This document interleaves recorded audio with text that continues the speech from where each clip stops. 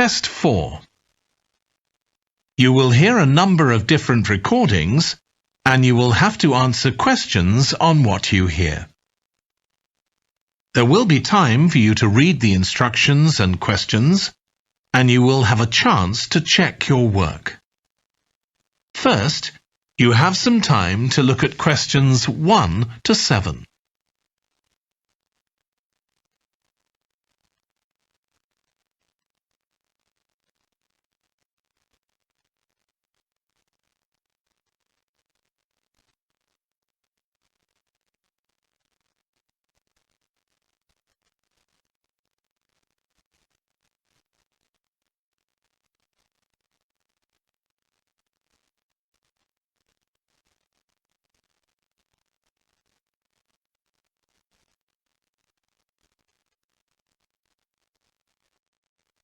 You should answer the questions as you listen, because you will not hear the recording a second time.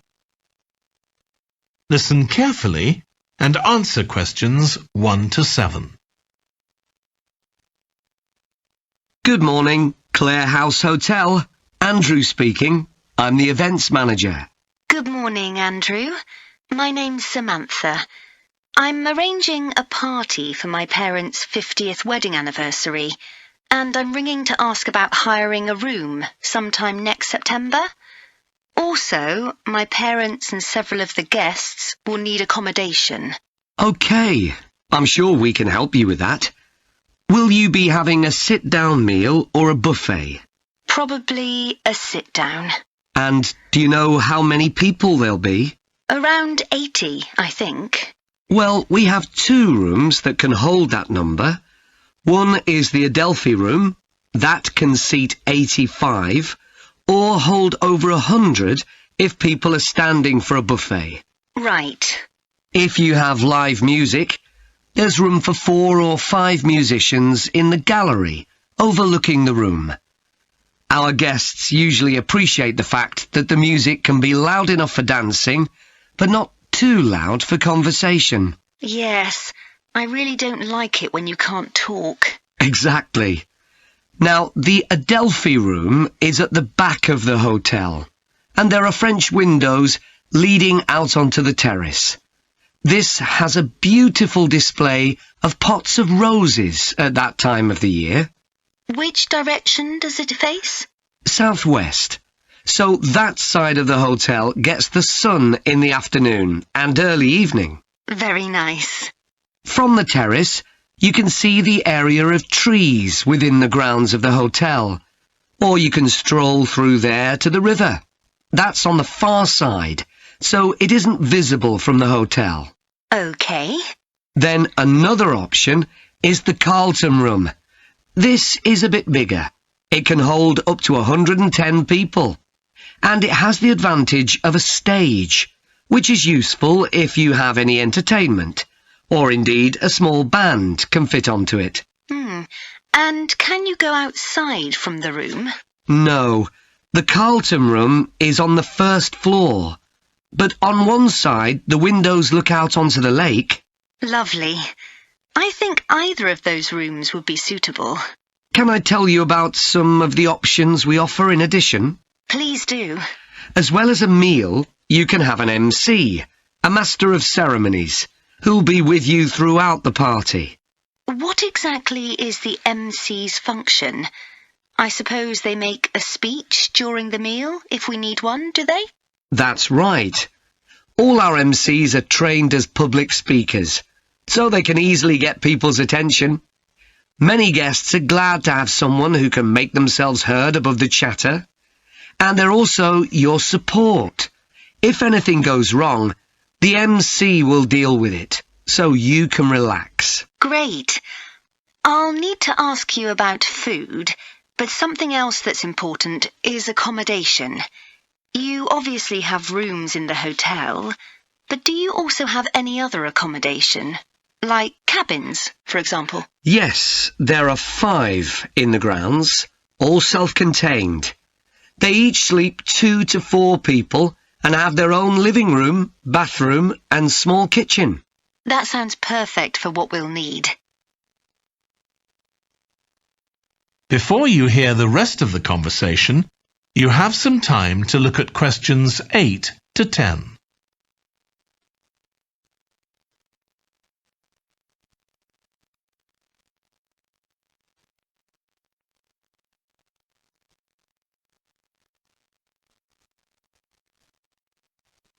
Now listen and answer questions 8 to 10. Now, you have various facilities, don't you? Are they all included in the price of hiring the room? The pool, for instance? Normally, you'd be able to use it, but it'll be closed throughout September for refurbishment, I'm afraid. The gym will be available, though, at no extra charge. That's open all day from 6 in the morning until midnight. Right. And the tennis courts, but there is a small additional payment for those. We have 4 courts, and it's worth booking in advance, if you possibly can, as there can be quite a long waiting list for them. Right. Now, could we discuss the food? This would be dinner around 7 o'clock, and... That is the end of section 1. You now have half a minute to check your answers.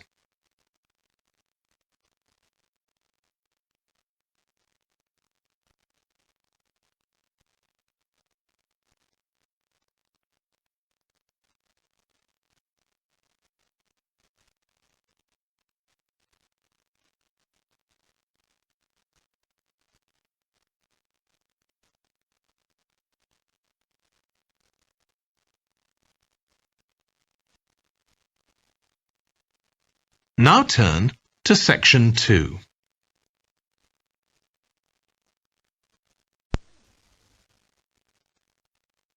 Section 2. You will hear a holiday company representative talking to a group of tourists in a large hotel about things they can do during their holiday. First, you have some time to look at questions 11 to 16.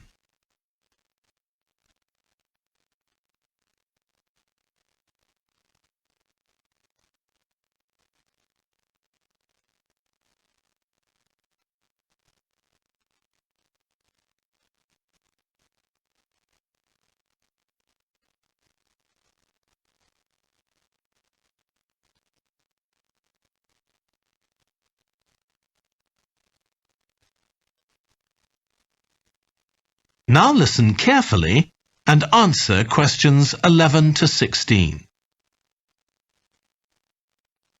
Hello everyone, I'm Jake Stevens and I'm your rep here at the hotel. I'm sure you'll all have a great time here. So, let me tell you a bit about what's on offer. I'll start by telling you about some of the excursions that are available for guests. One thing you have to do while you're here is go dolphin watching. On our boat trips, we pretty well guarantee you'll see dolphins. If you don't, you can repeat the trip free of charge. We organise daily trips for just €35. Unfortunately, there aren't any places left for this afternoon's trip, but come and see me to book for later in the week.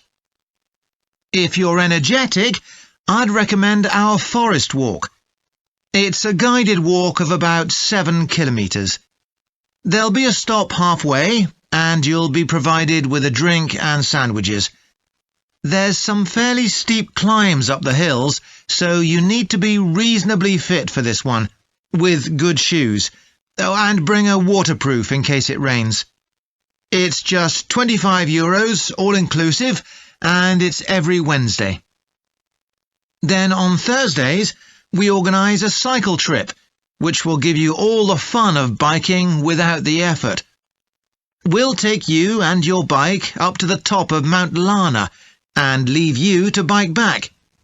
It's a 700-metre drop in just 20 kilometres, so this isn't really for inexperienced cyclists, as you'll be going pretty fast.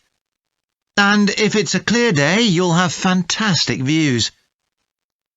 On our local craft tour, you can find out about the traditional activities in the island. And the best thing about this trip is that it's completely free. You'll be taken to a factory where jewellery is made, and also a ceramics centre. If you want, you can buy some of the products, but that's entirely up to you. The trip starts after lunch on Thursday, and you'll return by 6 p.m. If you're interested in astronomy, you may already know that the island's one of the best places in the world to observe the night sky. We can offer trips to the observatory on Friday for those who are interested. They cost €90 per person, and you'll be shown the huge telescopes and have a talk from an expert who will explain all about how they work. Afterwards, we'll head down to Sunset Beach, where you can have a dip in the ocean if you want, before we head off back to the hotel. Finally, there's horse riding. This is organised by the Equestrian Centre over near Playa Cortino, and it's a great experience if you're a keen horseback rider, or even if you've never been on a horse before. They take you down to the beach, and you can canter along the sand and through the waves. It costs €35, and it's available every day. Before you hear the rest of the talk, you have some time to look at questions 17 to 20.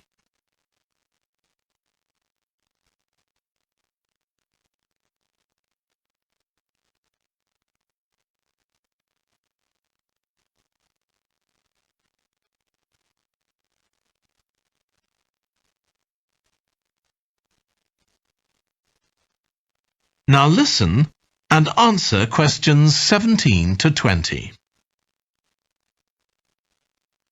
So, there's plenty to do in the daytime, but what about nightlife? Well, the number one attraction's called Musical Favourites. Guests enjoy a 3-course meal and unlimited free drinks, and watch a fantastic show, starting with musicals set in Paris, and then crossing the Atlantic to Las Vegas, and finally Copacabana. At the end, the cast members come down from the stage, still in their stunning costumes, and you'll have a chance to chat with them. It's hugely popular, so let me know now if you're interested, because it's no good leaving it until the last minute. It's on Friday night. Tickets are just €50 each, but for an extra €10, you can have a table right by the stage. If you'd like to go back in time, there's the Castle Feast on Saturday evening. It's held in a 12th century castle, and you eat in the great courtyard, with ladies in long gowns serving your food. You're given a whole chicken each, which you eat in the medieval way, using your hands instead of cutlery. And you're entertained by competitions where the horseback riders attempt to knock one another off their horses. Then you can watch the dancers in the ballroom and join in as well if you want. OK, so now if anyone has... That is the end of section 2. You now have half a minute to check your answers.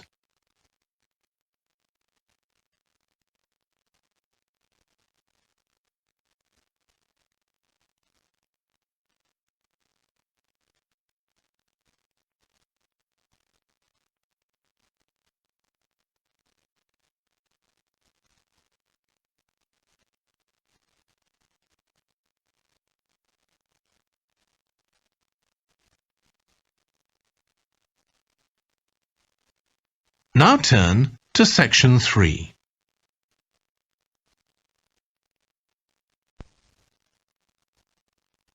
Section 3. You will hear Stephanie, who is thinking about taking a 1-year course in children's literature, talking to Trevor, who is currently taking the course. First, you have some time to look at questions 21 to 25.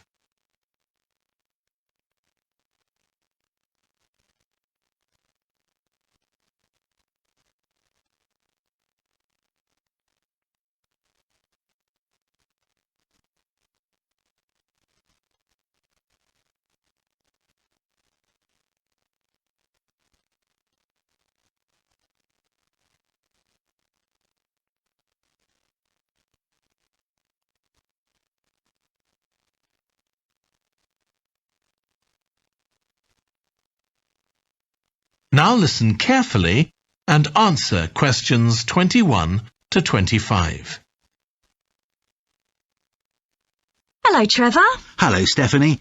You said you wanted to talk about the course I'm taking on literature for children. That's right. I'm thinking of doing it next year, but I'd like to find out more about it first. OK, well, as you probably know, it's a one-year course. It's divided into 6 modules, and you have to take all of them. One of the most interesting ones, for me at least, was about the purpose of children's literature. You mean whether it should just entertain children or should be educational as well? Right, and whether the teaching should be factual, giving them information about the world, or ethical, teaching them values. What's fascinating is that the writer isn't necessarily conscious of the message they're conveying. For instance, a story might show a child who has a problem as a result of not doing what an adult has told them to do, implying that children should always obey adults. Oh, I see what you mean. That module made me realise how important stories are. They can have a significant effect on children as they grow up. Actually, it inspired me to have a go at it myself, just for my own interest. I know I can't compete with the really popular stories, like the Harry Potter books. They're very good. And even young kids like my 7-year-old niece love reading them. I'm very interested in illustrations in stories. Is that covered in the course? Yes, there's a module on pictures and how they're sometimes central to the story. That's good. I remember some frightening ones I saw as a child, and I can still see them vividly in my mind years later. Pictures can be so powerful, just as powerful as words. I've always enjoyed drawing, so that's the field I want to go into when I finish the course. I bet that module will be really helpful. I'm sure it will. We also studied comics in that module, but I'm not convinced of their value, not compared with books. One of the great things about words is that you use your imagination, but with a comic you don't have to. But children are so used to visual input on TV, video games and so on. There are plenty of kids who wouldn't even try to read a book, so I think comics can serve a really useful purpose. You mean it's better to read a comic than not to read at all? Yes, I suppose you're right.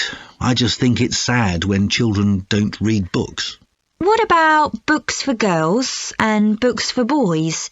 Does the course go into that? Yes, there's a module on it. For years, lots of stories, in English at least, assumed that boys went out and did adventurous things, and girls stayed at home and played with dolls. I was amazed how many books were targeted at just one sex or the other. Of course, this reflects society as it is when the books are written. That's true.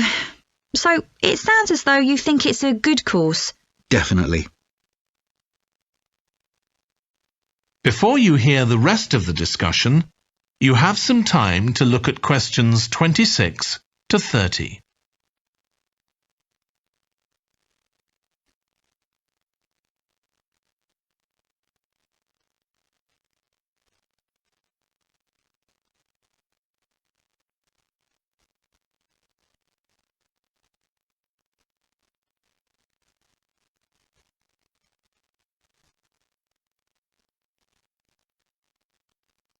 Now listen and answer questions 26 to 30. Have you been reading lots of children's stories to help you decide whether to take the course? Yeah, I've gone as far back as the late 17th century, though I know there were earlier children's stories. So does that mean you've read Perrault's fairy tales, Cinderella, the Sleeping Beauty, and so on? Yes, they must be important because no stories of that type had been written before. These were the first. Then there's the Swiss Family Robinson. I haven't read that. The English name makes it sound as though Robinson is the family's surname, but a more accurate translation would be the Swiss Robinsons because it's about a Swiss family who are shipwrecked, like Robinson Crusoe in the novel of a century earlier. Well, I never knew that. Have you read Hoffmann's The Nutcracker and the Mouse King? Wasn't that the basis for Tchaikovsky's ballet, The Nutcracker? That's That's right. It has some quite bizarre elements. I hope you've read Oscar Wilde's The Happy Prince. It's probably my favourite children's story of all time. Oh, mine too. And it's so surprising because Wilde is best known for his plays, and most of them are very witty, but The Happy Prince is really moving. I struggled with Tolkien's The Lord of the Rings. 3 long books, and I gave up after 1. It's extremely popular, though. Yeah, but whereas something like The Happy Prince just carried me along with it, The Lord of the Rings took more effort than I was prepared to give it. I didn't find that. I love it. Another one I've read is Warhorse. Oh, yes, it's about the First World War, isn't it? Hardly what you'd expect for a children's story. Exactly, but it's been very successful. Have you read any... That is the end of section 3.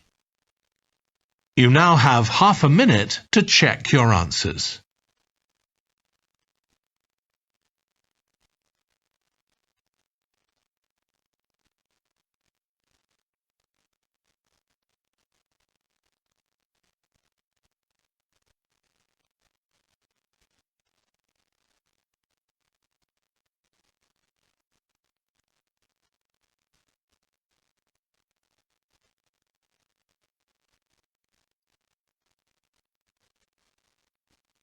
Now turn to section 4.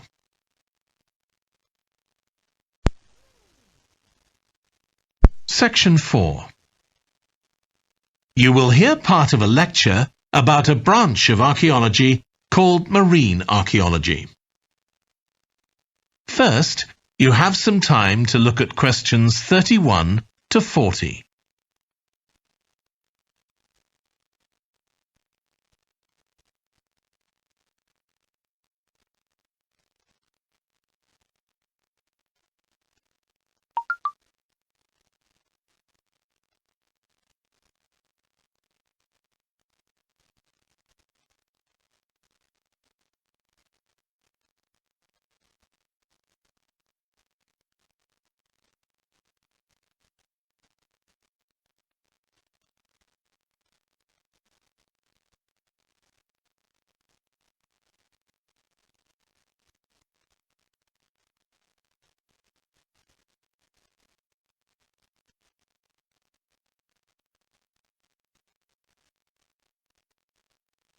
Now listen carefully and answer questions 31 to 40.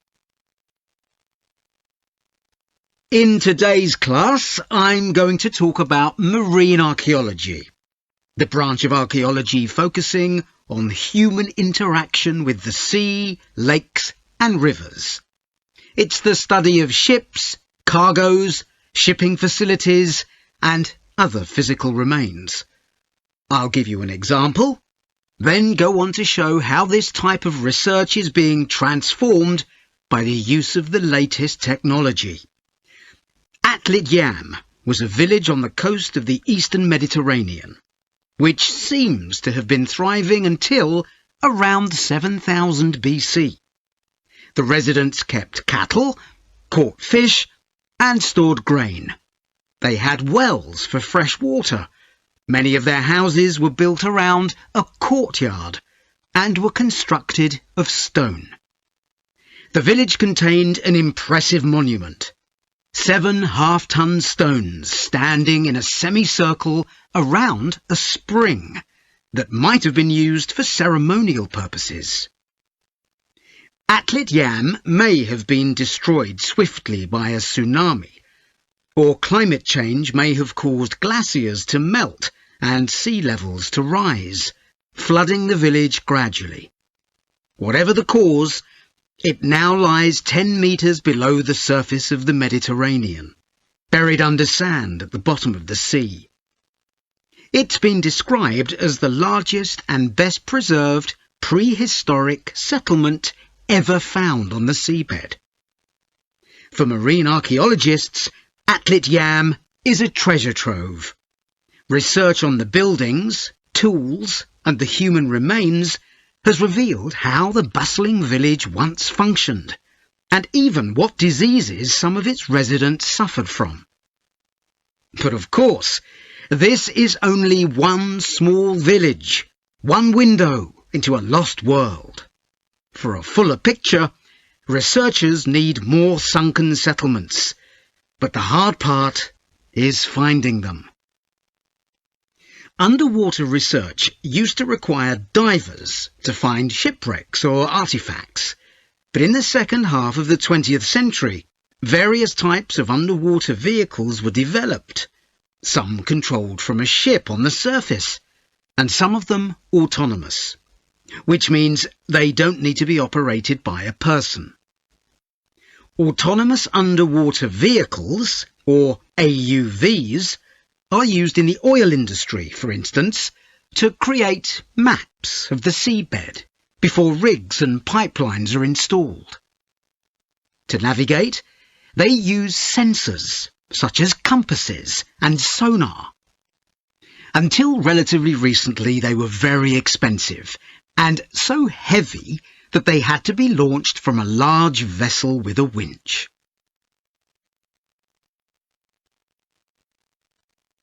But the latest AUVs are much easier to manoeuvre. They can be launched from the shore or a small ship, and they're much cheaper, which makes them more accessible to research teams. They are also very sophisticated. They can communicate with each other and, for example, work out the most efficient way to survey a site or to find particular objects on the seabed. Field tests show the approach can work.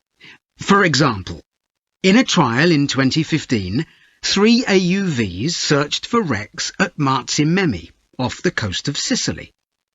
The site is the final resting place of an ancient Roman ship, which sank in the 6th century AD, while ferrying prefabricated marble elements for the construction of an early church.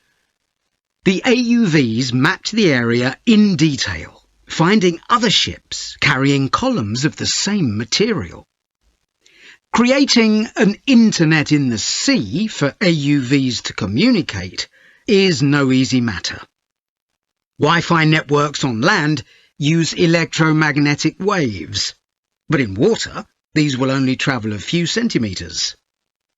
Instead, a more complex mix of technologies is required.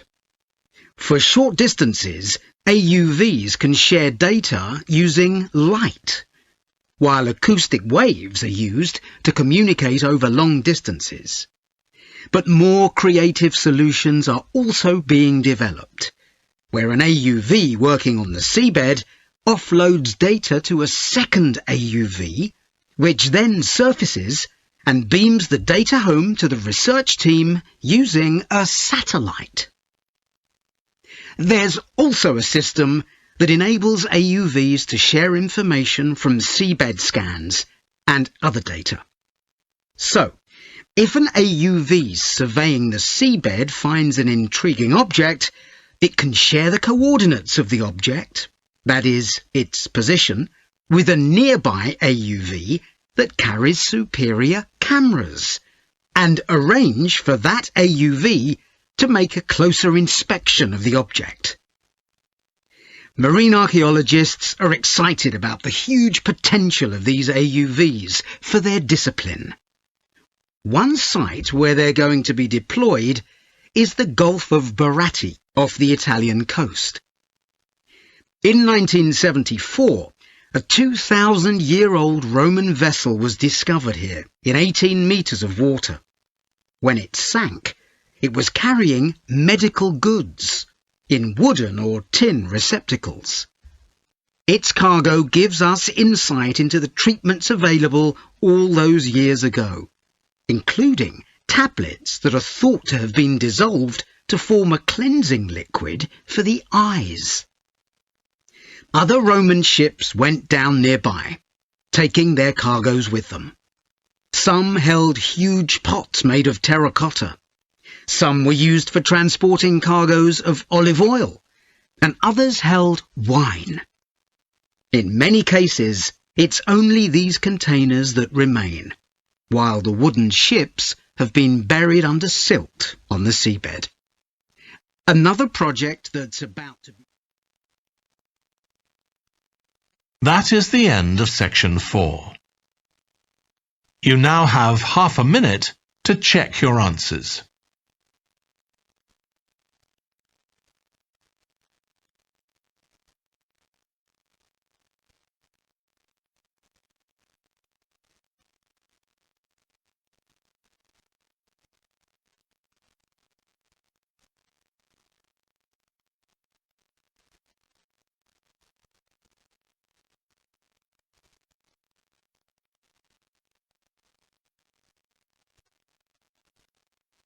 That is the end of the listening test. In the IELTS test, you would now have 10 minutes to transfer your answers to the answer sheet.